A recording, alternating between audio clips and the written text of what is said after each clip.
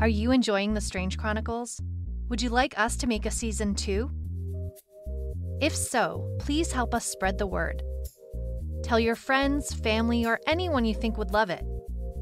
You can join our mailing list at thestrangechronicles.com or email us at info@thestrangechronicles.com. Please enjoy the show.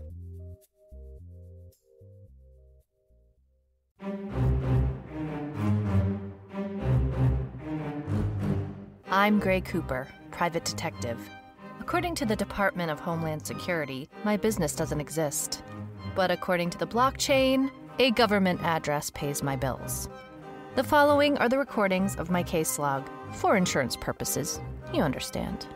See, I deal in the strange. The place where monsters and conspiracies dance. The kind of strange you're not quite sure is real or unreal. Officially, the following case did not happen. I told you nothing. Welcome to the Strange Chronicles.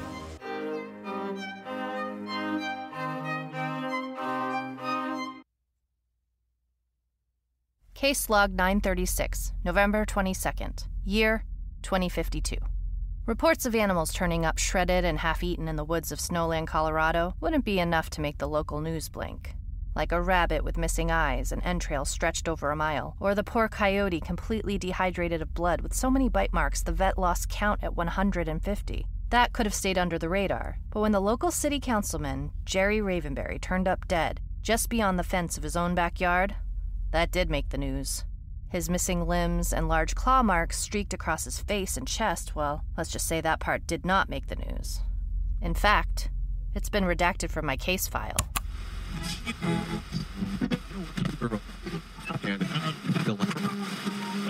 When the body of Marty Vallon, an electrician with the Netphone company, showed up a month later with similar injuries, just a few yards from his van on the side of the I-25, they called me. My first visit was to the local coroner. Cause of death for both men was blood loss due to mauling. Coroner says it's likely a wild animal, but the claw marks don't match up with a bear. Closer to that of a wolf, but much too large to fit any of the wolf species in the scientific journals I've researched. The coroner's spooked. He is a man of specificity, and this case has him stumped. The only DNA pull was some hair from Marty's body that did not match his own. Now, I'm off to the crime scenes. First, to the home of Jerry Ravenberry.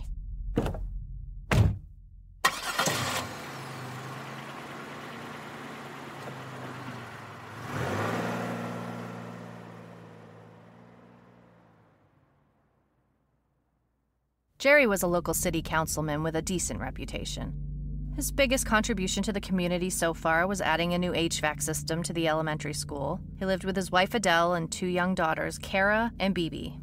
When I first arrived, I smelled a floral assault before the door even opened. Adele was the appropriately upset and grieving widow.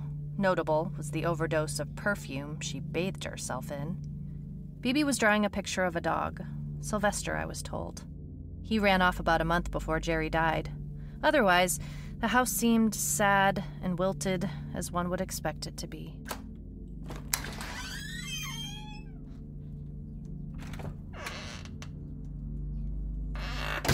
We headed out to the backyard where Adele led me into the shed. She said she'd stay on the back porch as she didn't want to linger in the place where Jerry had died.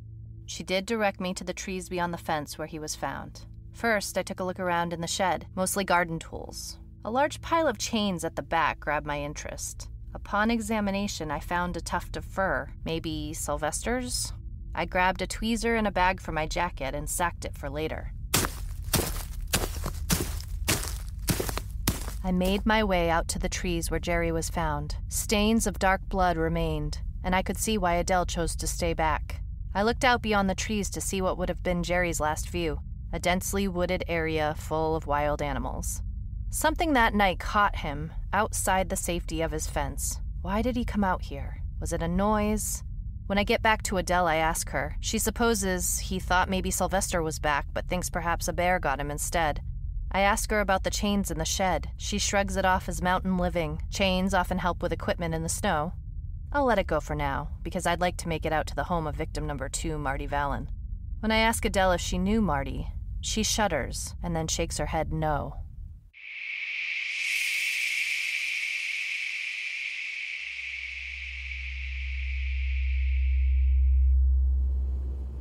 Marty's place is more like a shack than a house. Small, one level, held up with not more than wood beams and blue tarps. Inside was surprisingly cozy, despite the dilapidated outside. There was a fire pit with a vent in the ceiling. A small sofa in native decor. Not much in the fridge, but a few beers and some leftover spaghetti. He had a small television and a very expensive video game system.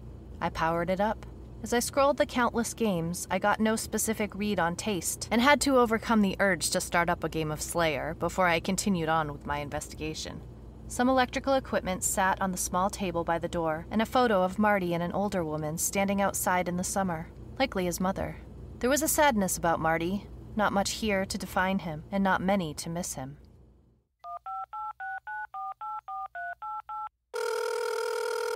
I take the time on my way to call Joe Nebraska, my partner. Joe's in insurance. I tell him I've got 2 names in Snowland, Colorado, and tell him to let me know what he finds.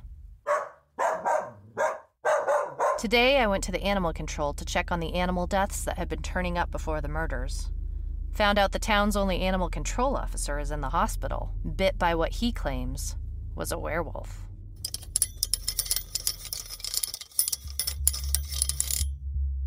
I head to the impound yard to take a look at Marty's van. The second the door on the van opens, I smell it, the floral stench of Adele Ravenberry's perfume.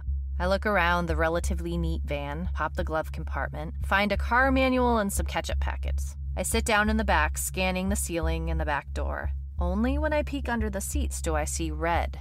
Carefully, I grab my pen and tease it out. A red, lacy bra. One whiff of it, and I'm sure it's Adele's. I bag it and exit the van. Adele not only knew Marty, but left her brassiere in his van. Hey, Joe, it's Gray. Listen, we've got a connection. Yes, found Adele Ravenberry's bra in Marty's van. The smell of it. Oh, and Joe, there's something else. Animal control guy mentioned werewolves. How long until the next full moon? Let me check. 2 weeks. So I suppose we have 2 weeks to solve this thing. Call me when you got something. Thanks.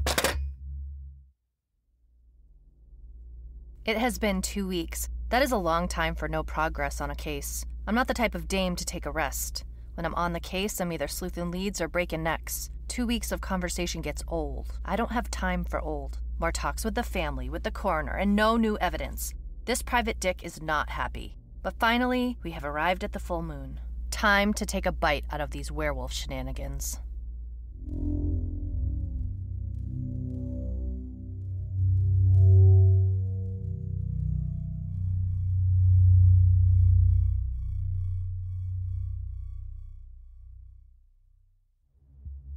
When I greet Adele, she seems to know what is coming. Her sad smile is now a tight, neutral line. I hand her a photo of the bra, and she bursts into tears. She tells me Jerry didn't know, that he had all kinds of side dish action. When I ask her for a name, she says sarcastically, honey, baby, sweetheart, and refers me to his latest secretary of the month, Phoebe. I head out to the city council office to meet this Phoebe, but then, at a stop sign, I'm hit, and my rental car lands in a snowdrift. The older man who hit me opens my door apologetically and offers to drive me to the rental office.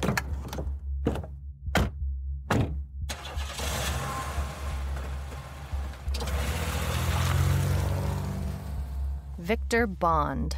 His car stinks of fast food and cigar smoke. A fur tail hangs from the rear view.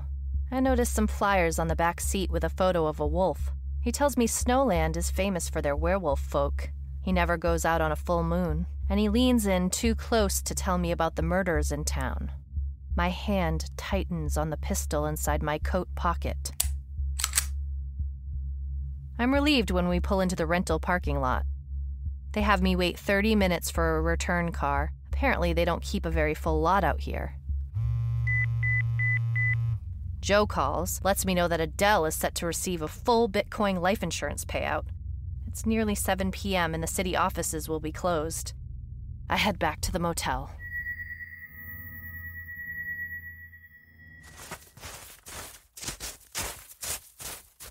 I pull up to the Ravenberries and notice the car is gone.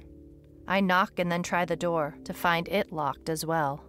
I call Jerry's office and find out it's been closed since his death. After some checking, I find Adele had left the kids at Jerry's parents' last night. She said she needed some time to grieve and went to a spa in nearby Leafdale. However, when I call Leafdale Spa to check on it, they have had no new clientele in the past 2 days. Winter isn't an especially busy time for the spa here. A call from the coroner reveals some results from the hair on Marty's body, and I'm off to his office. Turns out it was a match for the fur found on the chains in the Ravenberry shed. What's more, he found both human DNA and canine DNA.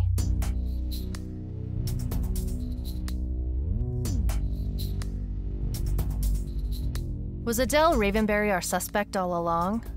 When we matched the DNA from the red bra in Marty's van to the hair fibers from the shed, I waited in town another week to be present for her arrest, but Adele never turned up. She never claimed the life insurance policy on Jerry either.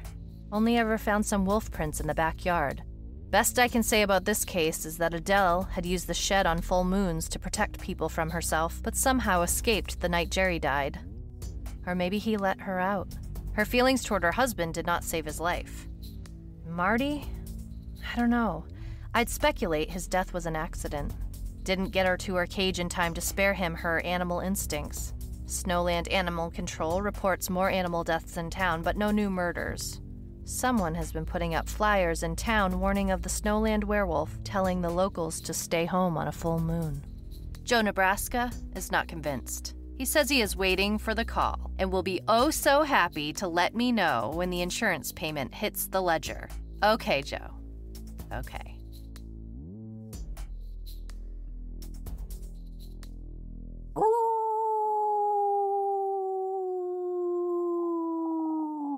Did you ever hear a wolf howl on a full moon?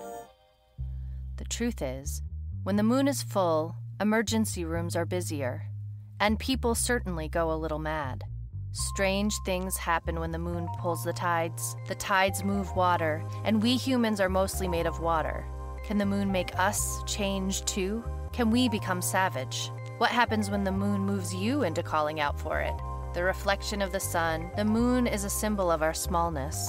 It reminds us, our furry, hungry, little puppy selves, to bow to the greatness of the moon and to honor its seduction. Log 936 closed. For now, stop.